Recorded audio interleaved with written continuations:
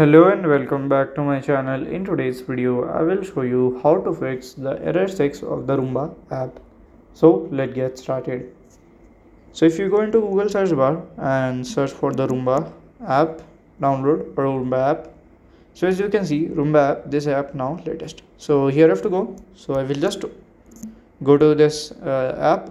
So as you can see, so to fix that, I have to press and hold just left right I button. It will open the app info section of that app. After here, you have to go click on storage, click on clear data, just delete it, then you have to open it again. If it works, then fine. If it doesn't work, then you have to probably check for an update. So this is how to fix the error 6 of the Roomba app. And if you have any questions, you can let me know in my comment section. And if you find this video helpful, make sure you like, subscribe and share the video. Thank you for watching.